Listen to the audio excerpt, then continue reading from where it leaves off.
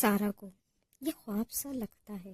اسے یقین نہیں آیا کہ اللہ تعالیٰ نے اس کی سن لی. وہ جلدی سے اپنے سامان پیک کرتی ہے اور پردہ کر کے مولانا کے ساتھ ان کے گھر چلی جاتی ہے. مولانا کی بیوی اس کو خوشی سے دیکھتی ہے. وہ ان کو اپنی بیٹی کی طرح لگتی ہے. سارہ بھی ان کو اپنے ماں باپ کی طرح سمجھتی ہے. وقت کا کام ہے گزرنا. پھر ایسا ایک وقت آیا جب سارہ کو دوبارہ دلہن بنایا گیا. وہ بھی ایسے شخص کی جس کو وہ جانتی بھی نہیں تھی. وہ خوب ڈری ہوئی تھی. مراد کیسا انسان ہے؟ کیا وہ شاہزیب کی طرح جنمی تو نہیں؟ میرے اللہ تعالیٰ میرا نصیب بدل دے. وہ یہ دعائیں مانگ رہی ہوتی ہے. اس کو نہیں پتا ہوتا کہ اللہ تعالیٰ نے اس کی دعائیں سن لی ہے. پھر ان کا نکاح ہو جاتا ہے. مراد سارہ کو اپنے گھر لے جاتا ہے. جیسے ہی سارہ گھر میں داخل ہوتی ہے اس پہ پھولوں کی بارش ہوتی ہے. وہ حیرانی خوشی سے یہ منظر دیکھتی ہے. اچانک مراد اس کا ہاتھ پکڑتا ہے تو وہ چونک کر اس کو دیکھتی ہے. ایک دم ساکن ہو جاتی ہے. اس کو یقین نہیں آتا کہ مراد ایک بہت خوبصورت اور جوان مرد ہوتا ہے. وہ سمجھتی ہے اس کی شادی کسی بوڑھے سے ہوئی ہے.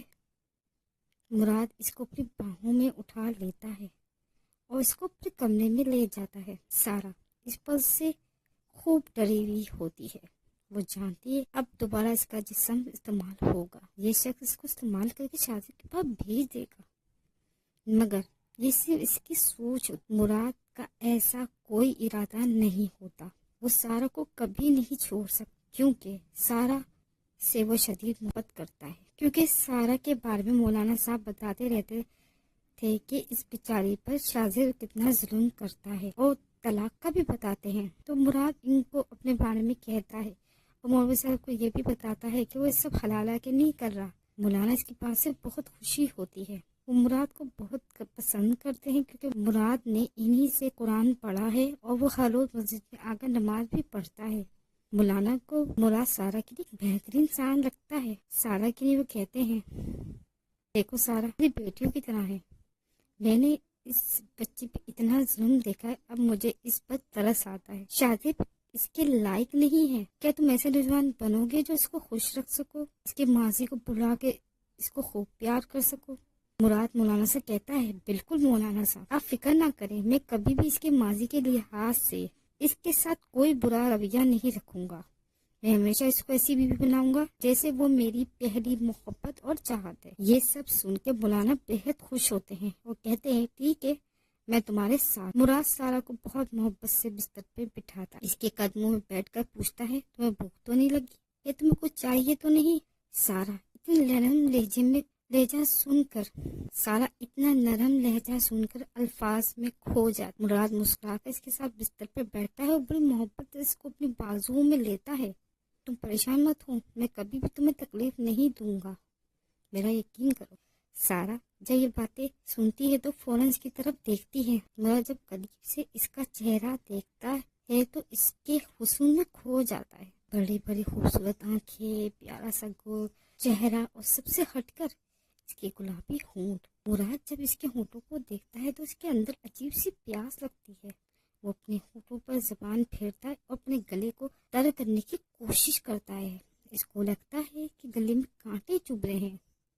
اس کے نرم اور کومل لبوں کا رس پینا چاہتا ہے. وہ اچانک اپنے ہونٹوں کو سارہ ہونٹوں سے ملاتا ہے. پھر اس کو ہوش نہیں رہتا. وہ سارہ کو کانچ کی گولیاں سمجھتے ہوئے نرمی سے پیار کرتا ہے. وہ اس کے جسم کو ایسے چھوتا ہے جیسے وہ شیشے کا بنا. چہرے کو اپنے ہاتھوں سے تامتا اور شدت سے اس کے ہونٹوں کا جام پینے لگتا ہے. سارہ عجیب سا محسوس کرتی ہے. وہ چپ سی ہوتی ہے. وہ مراد کو کوئی ردعمل نہیں دیتی. وہ بت کی طرح بیٹھی رہتی ہے. مراد یہ سب محسوس کرتا ہے. وہ چاہتا ہے کہ سارہ بھی اسی طرح اس کے ہونٹوں کو چومے. مراد کے ہاتھ بے قابو ہو کر اس کے جسم کو چھونے لگتے ہیں. وہ اس کے سینے کو دباتا ہے, اس کو بھاروں کو آہستہ آہستہ دباتا ہے. جب محسوس کرتا ہے کہ سارہ کو سانس نہیں آ رہی تو اسے ہونٹوں سے آزاد کر دے. سارہ گہری سانسیں لینے لگتی ہے جس کی وجہ سے اس کا سینہ باہر ہونے لگا. اللہ تعالیٰ نے سارہ کو بے انتہا خوبصورتی عطا کی تھی. بڑی بڑی آنکھیں, سفید چاندی جیسا بدن, گلابی ہونٹ, جسم کے نشیب و فراز جو خوبصورت اور بڑے تھے. کا جسم ایسا تھا کہ ہر مرد اس کی خواہش کرے، اس کے جسم کو چھونے کی کوشش کرے. ایسا لگتا ہے اس کا جسم کسی سانچے میں ڈھلا ہوا ہے. اف، اتنی خوبصورتی. گہرے سانس لے کے وہ مراد کو دیکھتی ہے تو اس کی آنکھوں میں کھو جاتی ہے، جس میں ایک جذبوں کا طوفان بسا ہوتا ہے. اس کی آنکھیں سمندر کی طرح گہری ہوتی ہیں. وہ سارا کو ایسی محبت اور چاہت سے دیکھ رہا ہوتا ہے کہ سارا کو بے حد اپنا لگتا ہے. وہ بھی چاہتی ہے کہ وہ مراد کو دل سے قبول کرے، لیکن وہ جانتی تھی کہ شادی کی حقیقت کیا ہے. جب یہ منظر مراد دیکھتا ہے تو اس کے پورے جسم میں کڑن توڑ، اس کا جسم اکڑنے لگتا ہے. مراد کا خاص حصہ شلوار میں کھڑا ہو جاتا ہے. سارا بھی اس کے جسم کو دیکھتی ہے.